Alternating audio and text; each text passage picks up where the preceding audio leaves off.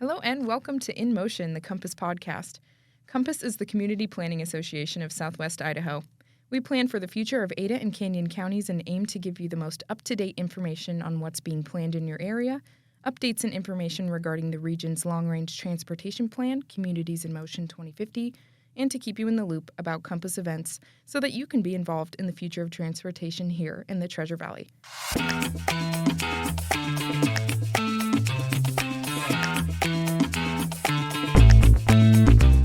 In this episode, which is the final installment in our two-part series on housing, we will be continuing the discussion on housing with Madeline Baron with ECOnorthwest and COMPASS planner Alexa Roitman. In this episode, we will be kicking off the conversation by focusing on renters and take a deep dive into the housing market and provide some useful resources for first-time home buyers in the Treasure Valley. So first off, let's address the rental housing market. How is the market for renters, particularly cost-burdened renters? Yeah, well, we touched upon the need for more affordable housing units, especially for people earning 50% of the area median income or less. And so the rental market is still challenging. It's challenging for a lot of people. Even if prices come down, it doesn't really help you if you've locked in a lease for a year or even 2 years. Renters do have a little bit more mobility in the market in that they can break their lease rather than refinance a mortgage. That's a bigger process for a homeowner to go through. But so there's a statistic that people like to talk about with regard to the rental market, and it's called cost burdening. And it's a term that is used by the federal government, by the Housing and Urban Development Department, which sets a lot of the affordability and housing kind of policies. And so cost burdening is when a household, and it could be a renter or an owner, but when they spend more than 30% of their gross income on rent and utilities. And that is a threshold that has been set by the federal government a really long time ago. It's not necessarily arbitrary, but there have been some research studies pointing out that there is an inflection point when rent accounts for 30% of an income. Other consequences start to happen. Essentially, if you spend more than that, you're called cost burdened, and it just means that it's a careful threshold that you want to be that policymakers want to pay attention to. If you spend more than 50% of your income on housing, you are severely cost burdened. And as I said, this does apply to homeowners, but it's less important for homeowners because the banks will look at your income and only give you a loan that is roughly right around roughly 30 to 40% of income. Otherwise, they don't think you're going to make your mortgage payments and they won't lend it to you. So it's kind of right-sized for your income. Your income can grow, your income can shrink. But the other thing about homeowners is that you have signed a contract with the bank, so your mortgage payment is the same every single month for 30 years if you have a 30-year loan. That is not the case in the rental market. So cost burdening is really important, and it's also more important for low-income folks because if you're low income and your rent is consuming 50% of your low income, you just do not have a lot of money left at the end of the month for groceries, childcare, car, transportation. Mm-hmm. Let's say there's a job loss. Let's say your car breaks down. Let's say you have a medical emergency. That's really a lot to balance, and it's really, really tricky. And so researchers have found that when you're cost burdened, especially when you're severely cost burdened and you're low income, it just leads to incredible housing insecurity. And that's just really like you bounce around. You might get evicted. You might need to move schools or move locations and put your kid in a different school district. Mm-hmm. And that can be really unsettling for kids' educational outcomes. It can be really difficult for job stability and cost burdening. It can be a predictor of homelessness as well.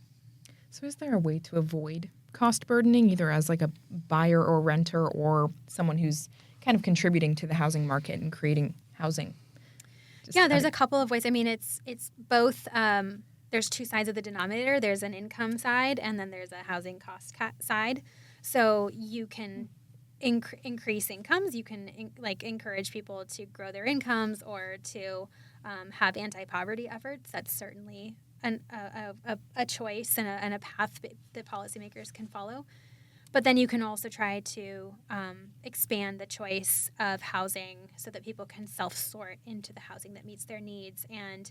But also you can build affordable housing. And so that's where units are intended, either they're restricted by rent or they're restricted by income, to be specifically occupied by a person who has low income. And so the rents would be, and there's also for sale prices or for sale products as well. And so that's where the owner of the building, maybe it's a nonprofit, maybe it's a church, maybe it's a quasi-governmental agency, checks who can, deeds. I think it's under Yeah. usually under a deed restriction. So the deed of the house will restrict the amount of money that you can sell the house for based on the price. Yeah. Yeah. Yeah. And so it's a way to ensure that low-income households have safe, healthy housing. We as a society don't really want our poor households to be living in squalor or in substandard conditions. That does happen. But it, isn't that great. Yeah. And this is just my curiosity, I suppose. Is it crucially important, I suppose, to distinguish between cost burdened and low income? You had kind of a mix of, you can be both or you can be either. Is that kind of an important? Yeah. I mean, it's almost many, many low income folks will be cost burdened just by the nature of there's not enough affordable housing and housing is expensive. You can be cost burdened if you're high income, but you might make enough such that even if you're spending 30% of your income on housing, you still have maybe $6,000 at the end of the month to afford all your other necessities. So it's just not of concern for policymakers. And so if you just look at the share of a population that is cost burdened and you don't segment it by income, you're going to capture those high income folks too. And that's not necessarily, it's not a problem. Something that has come up a lot in conversations, in social settings, where what drives market rate? For example, somebody who owns a second home, who maybe bought their home 10 years ago when interest rates were incredibly low, maybe their mortgage is $1,200 a month. So when we're talking about market driving the housing, housing stock for renters. So I think a lot of people get frustrated, a lot of renters, and I can speak for myself too, is when you have a house that maybe mortgage rate, it would be $1,200 a month, and then all of a sudden somebody's charging you $3,000. And so they're making a good chunk of money off of your income. And so I think a really interesting and important switch in our society of using landlordship as an income. I've always wondered. I'm just when somebody says it's fair market, I'm just well, is it? Is it fair market when your mortgage is maybe $1,000 a month and you're charging me an extra $2,000? You're kind of. It almost feels like they're driving the market. It's a very strange. Is it ethical? I mean, it's definitely the question of ethics, right? But it's that the housing. When people hear housing market or fair market, fair market means something specific. Okay. Kind of to HUD. Okay. It's actually what HUD allows to be charged. Could you explain what HUD? HUD is the Urban Housing and Urban Development Department at the federal government. So they have a specific fair housing. Yeah, and so that's kind of a specific term. But I think what you're getting at is there's this term, the collective willingness to pay, and so housing markets are subject to the laws of supply and demand, although they're greatly influenced by governments. So there's a book that a Brookings researcher wrote called Our Fixer-Upper, How to Fix America's Broken Housing Crisis. And she mentions that unlike many other industries or products, for lack of a better word, a supplier of housing has to ask permission from the government to build. a car manufacturer, clothing manufacturer, you name it, does not need permission to increase quantity. And that's a really interesting juxtaposition. It's like not something people think about a lot. And so that sets up supply to be slow, like we talked about earlier, slow to respond to changes in demand. But demand is, I think, what you're getting at when you're saying what is the market. And it's the collective and willingness to pay is an economics term. It doesn't actually mean like willing. It's like the collective ability to pay for rent or for housing costs. And so you'll get great variation in market rents in Cleveland, Ohio, in Boise, in Seattle, in New York. There's a Manhattan, Kansas. It does not have the same rents as Manhattan, New York. And so because people, no offense to Manhattan, Kansas, people want to live in Manhattan, New York, and there's a lot of people and not a lot of stock. And there is a collective willingness to pay those higher rents. It doesn't really mean that people are able to. People still struggle with cost burdening there. But they're willing to. Because they want to be there. Right.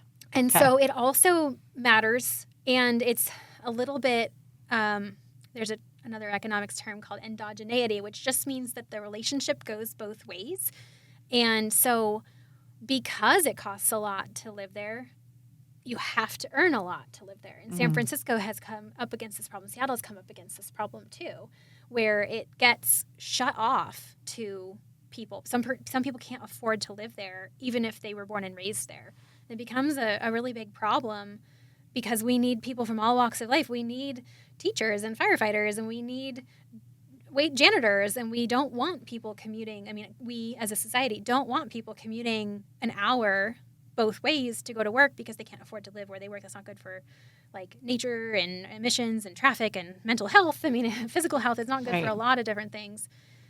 And so when you're talking about is it fair or who says that you can charge that amount, it is the kind of the collective willingness to pay. And it is unfortunately out of any one person's hand, control. And it really sucks. And like if you're trying to buy a house and you're like, well, I don't want that what is being delivered in the market. Like I want a big backyard, but no developers are building backyards anymore. Or like I don't want to pay that much, but I want to live here. Like you can't fight it. It's the market. You cannot fight it. You're limited as an individual, and it's really frustrating because, like I said earlier, everyone needs a place to sleep. Everyone needs a place to live. Thanks. Yeah, that was a good question. Time to dive into what Compass is up to this next month. We are currently accepting comments on a proposed change to the Long-Range Transportation Plan, Communities in Motion 2050, and the fiscal year 2024 through 2030 Transportation Improvement Program. The proposed change would add one project to both CIM 2050 and the TIP to widen Eustic Road from Phyllis Canal to just west of Owyhee Storm Avenue, including intersection improvements at Star Road in the city of Nampa. So be sure to submit your comments before midnight on May 14th. Compass also presents our next installment in the 2024 education series, Snow and Floods and Fires Oh My, a case for regional transportation resilience, on May 29th and 30th. While the Treasure Valley is relatively safe from catastrophic weather events such as hurricanes and widespread tornadoes, winter storms, spring flooding, and summer wildfires can still wreak havoc on our transportation system. The resulting impacts can range from mere inconveniences to being deadly. Join Compass at an evening presentation or a morning workshop to discuss the importance of regional transportation resilience. To RSVP, visit the Compass website or email jgallup@compassidaho.org with the session you plan to attend. Space is limited in the morning workshop, so RSVP early to secure your spot. We look forward to seeing you there. Now, back to the show.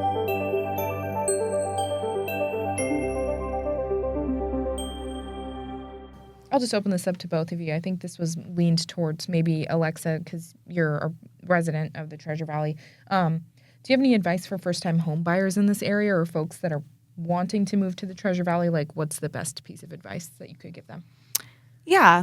I mean, advice is always hit or miss, I guess, especially when it comes to housing and buying houses.